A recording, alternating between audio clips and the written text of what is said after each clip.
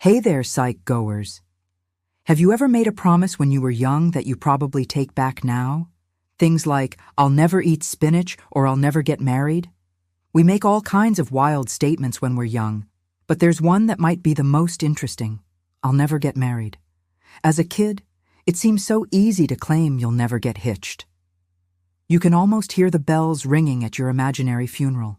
But then life happens and you realize that getting married may not be so bad after all.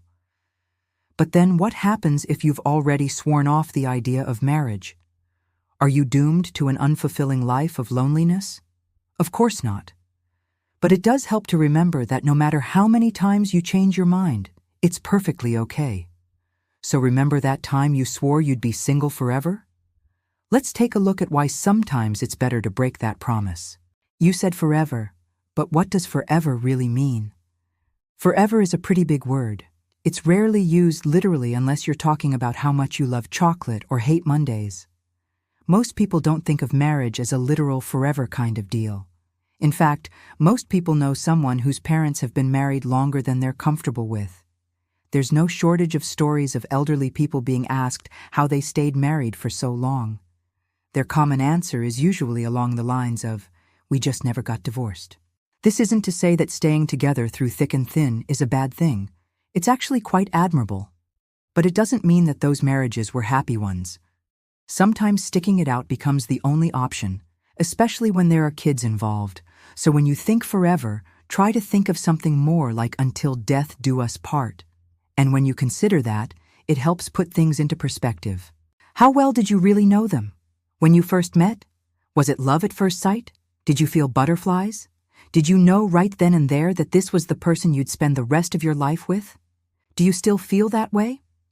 It's important to remember that the feeling of falling in love has a lot to do with chemistry. That spark can lead to some of the happiest moments of your life, but also some of the worst fights you'll ever have. Love can make you feel 18 again, full of passion and hormones, and it's easy to assume that it will last forever. But people change. Your tastes, style, and even hobbies change over time. Why should your feelings stay frozen in amber forever? They shouldn't. But here's the thing. As long as you go into your marriage knowing that your feelings may evolve, that's not a bad thing. Couples who embrace change and communicate openly are more likely to have healthy relationships. So don't feel bad if your feelings change, as long as you express it. Don't let yourself pine after the past while ignoring the present. We were just friends first.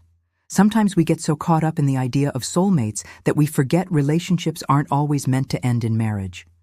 Yes, it's true that a lot of married couples started out as friends first, but not all.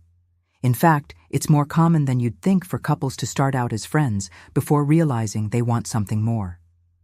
If you didn't have feelings for your friend, it's perfectly normal to feel like things need to change.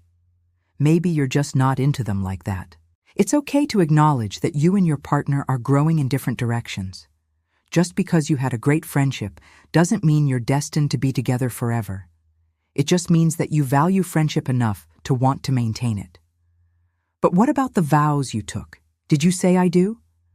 To be honest, vows don't mean much unless you're willing to live up to them. A vow is just a promise, and promises can be broken. Does that make you a bad person? No. It just means that your circumstances changed. After all, most of us are familiar with situations where two people come into an agreement, be it business or otherwise, and one party breaks their end of the deal. You may even have done it yourself without meaning to. Vows are no different. The problem with focusing too much on the vows is that it puts unnecessary pressure on the couple to stay together no matter what. It gives the illusion that once you've made your vows, there is no way out. Even when the relationship is unhealthy, the couple feels obligated to stay together because of the vows they made. Some people may even hide issues in their marriage in order to keep up the appearance of a perfect union. This puts everyone at risk. If you're struggling in your marriage, it's okay to ask for help. It's also okay to recognize that it may not work out. Your happiness matters. Who said anything about forever?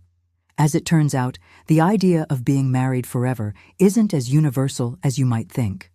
While this is certainly the case in some cultures, it's far from universal. In fact, the idea of marriage lasting forever is mostly a Western ideal, mostly found in Europe and North America. Arranged unions are still common in other parts of the world and often involve families considering the compatibility of two people based on factors such as financial status. These marriages tend to be more about joining families rather than uniting two people in love. In the past, divorce was often impossible due to religious beliefs or social stigma. People would often remain in unhappy marriages simply because it was expected of them. Even in Western countries, divorce wasn't always socially acceptable. If a man wanted a divorce, he would often have to prove that his wife was at fault. Often this meant proving adultery, which was difficult since women couldn't be punished for having sex outside of marriage. With fault being hard to determine, divorces were rare. But times have changed. More and more people in Western countries are choosing to live together instead of getting married. Those who do get married are less likely to stay in an unhappy relationship. In fact, there's been a rise in gray divorce, which refers to couples over the age of 50 who decide to end their marriage. In other words, people are starting to realize that it's okay to move on, no matter what stage of life they're in. But it's not all about the culture. As mentioned before, our ideas of love have evolved throughout the years. In the 21st century, we tend to view love as an emotional connection that fulfills our needs. In the past, the focus was more on the practical side of marriage, such as property or continuing a bloodline. Today, it's common for couples to seek out relationships that bring them joy and fulfillment. But what does that mean for marriage? Does it mean that traditional marriage is dead? Not exactly. Many couples today still seek out marriage because they want to unite themselves with someone they love and share their lives with them. However, there's a greater emphasis on compatibility and emotional intimacy. Couples are taking the time to get to know each other on a deeper level before committing to marriage. And what if you change your mind again? What if you get married and later realize that you don't want to be married forever? Well, that's where honesty comes in. It's important to remember that marriage is a partnership between two people. Both parties should be honest with each other about their feelings and needs. If you realize that you don't want to be married forever, it's important to have an honest conversation with your spouse. They deserve to know the truth, and you deserve to be honest with yourself. This doesn't mean that you should rush into divorce. Marriage is a big commitment, and it should be taken seriously. But it also means that you shouldn't feel trapped in a loveless marriage. You have the right to be happy and fulfilled, and your spouse should want the same for you. In the end, the decision of whether or not to get married is a personal one. There's no right or wrong answer. What matters most is that you choose what's best for you and you're honest with yourself and your partner along the way. So don't be afraid to change your mind. You may even find that your forever ends up being a happily ever after. So remember that time you swore you'd be single forever? How do you feel about marriage now? Do you plan to get married someday? What about divorce? Is it something you could ever see yourself doing? Let us know in the comments below. If you enjoyed this video, please like and share it with others. Don't forget to subscribe and hit the notification bell for more new videos. Thanks for watching.